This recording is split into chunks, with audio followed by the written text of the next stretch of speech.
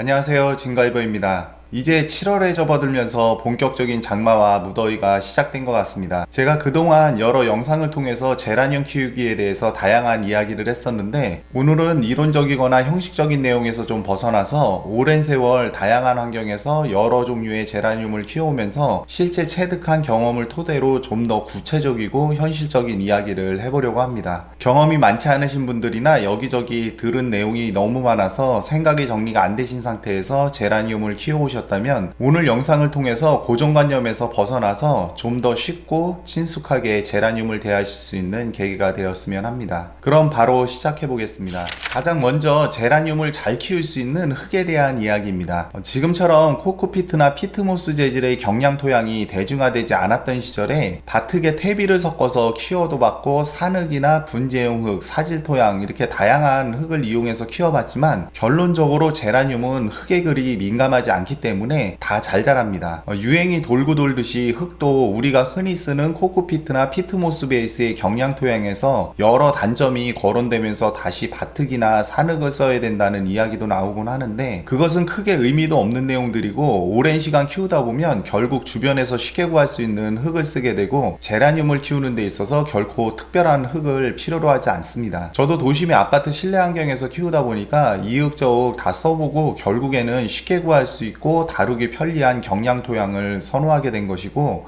또 시골에서 키우시는 분들은 밭흙을 퍼다가 키울 수도 있습니다. 한 가지 중요한 것은 부드러운 흙과 거친 흙의 차이가 식물의 성장 형태에 반영이 되는 건 사실입니다. 하지만 제라늄을 척박한 흙에서 소나무 분재처럼 거친 수필을 자랑하려고 키우시는 분들은 없기 때문에 가장 보편적이고 부드럽고 풍성하게 키우기 위해서 가볍고 부드러운 흙을 선호하게 되는 것이고, 거기에 최적화된 것이 우리가 흔히 쓰고 있는 코코피트나 피트모스 베이스로 한 원해용 상토 2호나 분갈이 흙들입니다. 이런 흙들은 실내 환경의 특성상 통기성과 배수성을 좋게 하기 위해서 펄라이트나 다른 알갱이 흙을 7:3 정도로 배합을 해서 사용하면은 실내에서는 무난한 흙배합과 물주기 방법이 되겠습니다. 그리고 제라늄 분갈이 때도 계절별로 흙을 바꿔주라고 하고, 특히 여름에 찬 성질의 흙을 사용하라고 하는데 경험상 그런 것은 크게 의미가 없습니다. 제라늄 분갈이는 1년에 한 번이면 충분하고, 또 너무 잦은 분갈이와 계절별로 흙을 바꿔주는 것은 식물에게 있어서는 거의 죽음으로 내모는 굉장한 스트레스로 다가오게 됩니다. 이런 잦은 분갈이가 노하우라고 이야기할 만큼 제라늄이 나름 적응을 잘하는 편이라서 버티고 살아남는 것이고, 또 이런 점만 봐도 제라늄이 키우기 어려운 식물이 아니라는 것을 알 수 있는 단편적인 예이기도 합니다. 잦은 분갈이보다는 1년에 한 번을 분갈이 하더라도 배수성을 더 신경 써서 해줘야 된다는 이야기였습니다.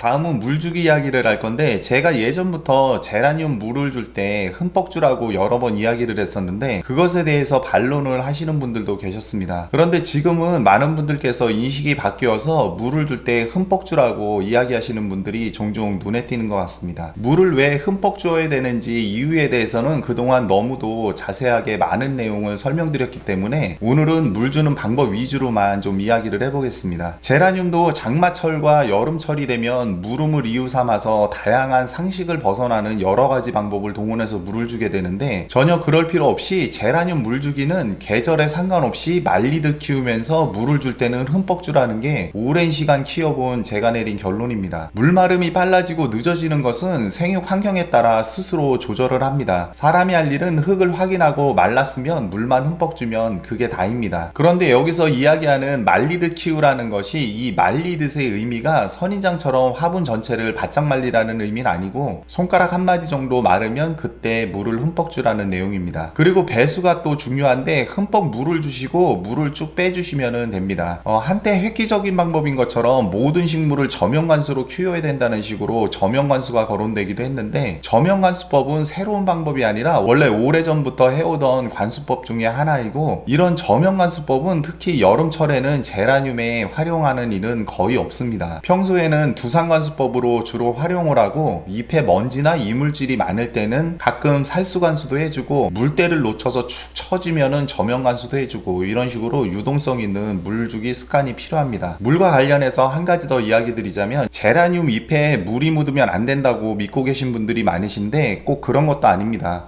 그런 이유에서인지 이맘때가 되면 많은 분들이 하시는 질문 중에 비가 오는데 실내로 들여놔야 되는지에 대해서 많이 물어보시는데 실제 장마철 내내 야외에서 그냥 둬도 물음 없이 잘 살고 잘 견딥니다. 아파트 베란다 거치대를 이용해서 밖에서 키우시는 분들도 많이 계신데 강한 빗줄기와 강풍으로 줄기가 꺾이거나 안전상의 문제가 더 크지 잎이 적고 제라늄이 단순히 비를 많이 맞아서 수분 공급이 많아지기 때문에 문제가 되는 것은 아닙니다. 그런데 좀 감안은 하셔야 될 부분이 우리가 실내에서 꽃이 활짝 피었을 때 살수관수를 안 하듯이 꽃이 활짝 피어 있는 상태에서 비를 맞게 되면은 꽃이 다 망가져 버립니다. 그리고 성체가 아닌 연약한 개체들은 나름의 판단이 필요한 부분이기도 합니다. 지금 보시는 이거 같은 경우도 창틀에서 비를 다 맞추고 키운 건데 더 싱싱하고 이렇게 더 잘 자랍니다. 안전한 마당이나 이런 곳에서는 피어있는 꽃에 대한 욕심만 조금 내려놓으시고 배수만 잘 되는 흙에 심겨져 있다면은 어느 정도 비를 맞아도 문제가 안 됩니다. 그리고 제라늄 물 관련 이야기가 나오면은 잎에 솜털 이야기를 많이 하시는데 실내에서 물을 너무 말리면서 키우면은 이 솜털의 양이 더 많아지면서 어떻게 해서든 체내 수분을 간직하려고 노력을 합니다. 방금 보신 이 개체 같은 경우도 비를 갖다가 거의 다 맞추고 키운 거기 때문에 이렇게 보시면은 솜털이 별로 눈에 띄질 않습니다. 그리고 상대적으로 좀 건조하게 이렇게 키워서 잎도 지금 이렇게 축축 처졌는데 이거 같은 경우는 이렇게 보시면은 상대적으로 잎에 좀 솜털이 이렇게 많이 생긴 것을 알 수가 있습니다. 결론적으로 너무 물에 대해서 조바심 느끼면서 민감해 하실 필요는 없습니다. 실내에서는 조금씩 자주 줘서 물마름이 없이 항상 축축한 상태만 유지되지 않으면 괜찮습니다. 다음은 줄기와 잎 관리에 대해서 이야기를 해보겠습니다. 제라늄은 여름철에는 줄기 자르기와 분갈이 심지어 잎을 따내는 것도 하지 말라는 이야기를 많이 합니다. 그런데 이것은 제라늄뿐만 아니라 웬만한 초분류 식물들은 여름 분갈이를 하는 경우는 거의 없습니다. 어떻게 보면 제라늄이라서가 아니라 너무 당연한 상식적인 문제일 수도 있습니다. 하지만 전에 제가 여름 삽목과 분갈이하는 방법에 대해서 영상을 올린 적이 있었는데 필요에 의해서 해야 할 경우는 그냥 죽이는 것보다 하는 게 맞습니다. 삽목도 무름만 주의하면은 지금 시기에는 거의 일주일 정도면 발근이 다 됩니다. 몇몇 식물은 장마철 날씨를 이용해서 일부러 삽목을 하는 경우도 있긴 한데 제라늄은 줄기를 자르면은 무름이 올 수 있기 때문에 하지 말라고 보통 이야기를 하는데 이것도 경험상 웬만하면 하지 말라는 것이지 절대 하면 안 된다는 것은 아닙니다. 오히려 봄, 가을에 삽목에 계속 실패하시다가 지금 시기에 성공하시는 분들이 의외로 많으십니다. 경험이 부족하신 분들은 웬만하면 자제하시라는 의미인 거고 하시게 되더라도 거름기 없는 흙에 소독을 해서 하시면은 예전에 영상에서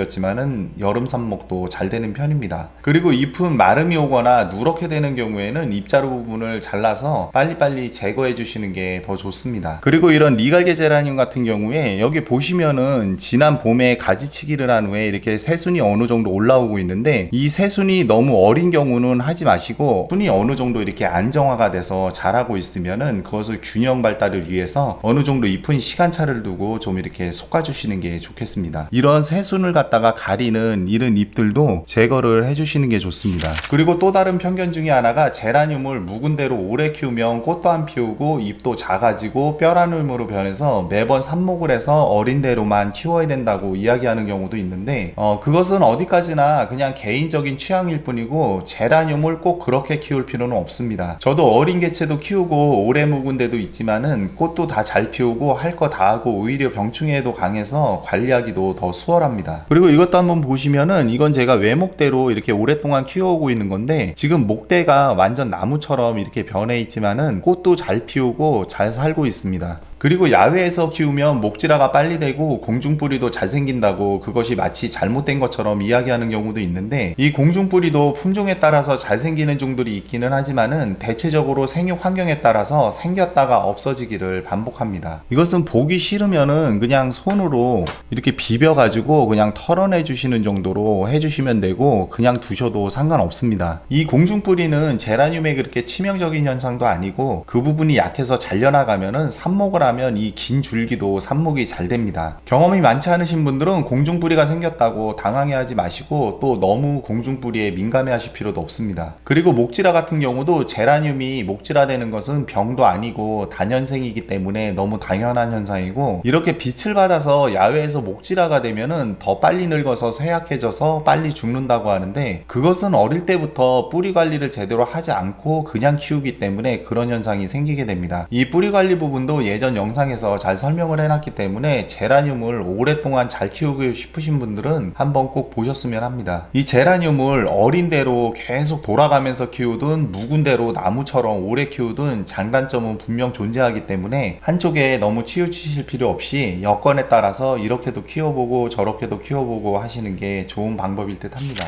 다음은 여름철 비료나 영양제 관련 이야기입니다. 여름철에 제라늄 거름은 절대 주지 말라고 많이들 이야기하고 저도 그렇게 이야기한 적도 있지만, 이것은 사실 좀 구분해서 이야기할 필요가 있습니다. 일반적으로 가정에서 사용하는 비료는 질소, 인산, 칼륨이 골고루 들어간 복합 영양제나 비료를 많이 사용하기 때문에 보통 비료나 영양제를 주라고 하면은 질소는 분명 포함될 확률이 높다고 판단해서 차라리 주지 말라고 이야기를 하곤 합니다. 이런 복합 비료를 여름철에도 똑같이 주다 보면은 질소 성분에 의해서 웃자람이 올 수 있고 식물 체내에 수분 함량이 늘어나고 그로 인해서 병충해가 오기 쉽습니다. 그리고 고온으로 뿌리 기능도 많이 떨어진 상태에서 흡수도 잘 안 되다 보니까는 비료 장애로 화분 속에서 뿌리 무름이 생기는 경우도 있습니다. 몇 번 이야기 드렸지만 제라늄은 비료나 영양 성분을 그렇게 많이 필요로 하지 않기 때문에 차라리 여름은 그냥 넘기고 상대적으로 환경이 좀 나아지는 가을에 주라는 취지인데, 질소 성분이 빠진 비료는 꽃이 계속 피는 개체인 경우에는 가끔 주어도 상관없습니다. 다시 말해서 제라늄의 여름철 비료나 영양제는 절대 주지 말라는 것이 아니라 질소 성분을 과하게 주지 말라는 의미로 받아들이시면 좋을 것 같습니다. 그리고 빼놓을 수 없는 중요한 부분이 통풍 환기 문제인데, 이것은 이제 기본이기 때문에 더 이상 언급드리지 않아도 될 것 같습니다. 선풍기나 서큘레이터를 쓰는 것도 좋지만 더 큰 문제는 공간에 비해서 너무 빼곡하게 키우지 않는 게 무엇보다 중요하고, 저도 돌이켜 생각해보면은 확실히 개체수를 줄이는 게 맞는 듯 합니다. 이렇게 해서 오늘은 제라늄을 좀 더 부담 없이 키우는 방법에 대해서 이야기를 해보았습니다. 경험이 적으신 분들은 이 영상을 보시고 고정된 틀에서 좀 벗어나서 마음의 부담을 좀 덜어내셨으면 합니다. 몸도 마음도 편하게 부담 없이 키우는 게 최고이고, 그래야 식물을 오랫동안 잘 키울 수 있습니다. 오늘 준비한 영상은 여기까지입니다. 시청해주셔서 감사합니다.